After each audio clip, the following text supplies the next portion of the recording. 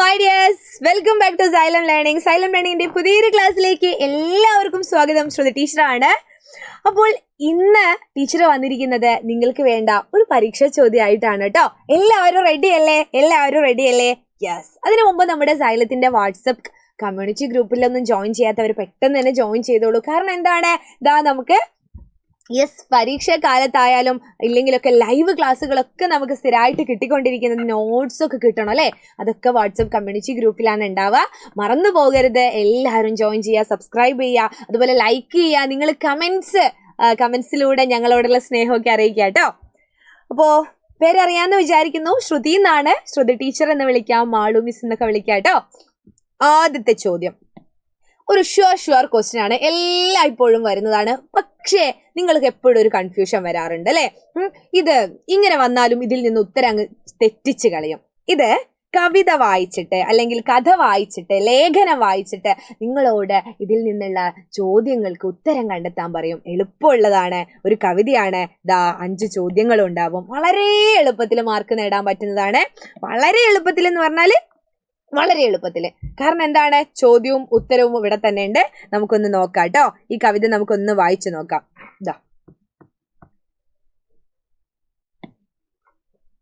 തെച്ചിയും റോസയും തുമ്പയും പൂവിട്ടു ചെമ്പരത്തിപ്പൂ ചിരിച്ചു നിന്നു, പിച്ചിയും മുല്ലയും ചേമന്തിയും പൂത്തു പൂമണം തൂകി കുണുങ്ങി നിന്നു, ഞാനും വരട്ടെ എന്നോതി നിശാഗന്ധി തൂവെള്ളച്ചാർത്തി വിടർന്നു നിന്നു, മഞ്ഞയും നീലയും ചുറ്റിയ കോളാമ്പി വേലിക്കരികിലായി കാത്തുനിന്നു, പൂന്തേൻ കുടിച്ചു പൂമ്പാറ്റകൾ പൂക്കാലമായെന്നു മൂളുന്നു വണ്ടുകൾ, പൂന്തേൻ കുടിച്ചു പൂമ്പാറ്റകൾ പൂക്കാലമായെന്നു മൂളുന്നു വണ്ടുകൾ.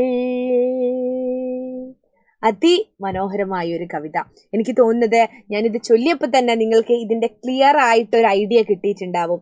പൂക്കളെ പറ്റി വിവരിക്കുകയാണ് അല്ലേ? പൂക്കാലത്തെ പറ്റി പറയുകയാണ്. ഇതിൽ നിന്നുള്ള ഒരു 5 ചോദ്യങ്ങൾ നമുക്കൊന്ന് നോക്കിയാലോ. ആദ്യത്തെ ചോദ്യം, പൂമണം തൂകി നിന്നത് ആരൊക്കെയാണ് അല്ലെ? പൂമണം തൂകി നിന്നത് ആരൊക്കെയാണ്? ഉത്തരങ്ങൾ ഇതിൽ തന്നെ ഉണ്ട്. പിച്ചിയും മുല്ലയും ചേമന്തിയും പൂമ്പാറ്റയും തെച്ചിയും റോസയും തുമ്പയും.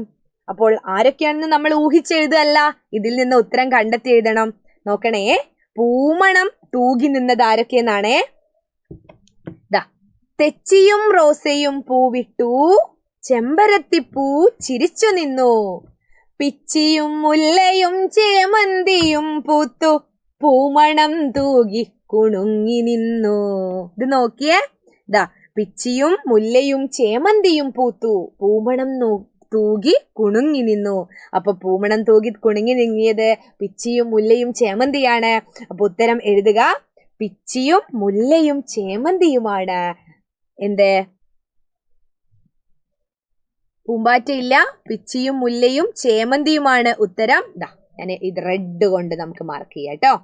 പിച്ചിയും മുല്ലയും ചേമന്തിയുമാണ് ഉത്തരം. അടുത്ത ചോദ്യമേ, നിശാഗന്ധിയുടെ പ്രത്യേകതയായി കവി പറയുന്നത് അല്ലെ, കവിതയിൽ പറയുന്നത് എന്താണ്? നിശാഗന്ധി. നിശ എന്ന് പറഞ്ഞാൽ രാത്രിയാണ്. അപ്പൊ രാത്രി വിരിയുന്ന പൂവാണ് നിശാഗന്ധി. രാത്രി വിരിയുന്ന പൂവിന് ഒരു പ്രത്യേകതയുണ്ട്. എന്താണ്? വെളുത്ത നിറമായിരിക്കില്ലേ? നമ്മുടെ മുല്ലപ്പൂവ് രാത്രിയല്ലേ വിടരാറ്. അതുപോലെ നിശാഗന്ധിയും വെളുത്തിട്ടാണ്. അപ്പോ നിശാഗന്ധിയുടെ പ്രത്യേകതയായി പറയുന്നത് അത് പൂന്തേൻ കുടിക്കുന്നു എന്നാണോ, തൂവെള്ള ചാർത്തി നിൽക്കുന്നു എന്നാണോ, മതിച്ചു നിൽക്കുന്നു എന്നാണോ? ഇവിടെ ഉത്തരമുണ്ട് കേട്ടോ. ഞാനും വരട്ടെ എന്നോതി നിശാഗന്ധി തൂവെള്ള ചാർത്തി വിടർന്നു നിന്നു. തൂവെള്ള ചാർത്തി വിടർന്നു നിന്നത് ആരാണ്? ആരാണ്? നിശാഗന്ധിയാണ് അല്ലേ?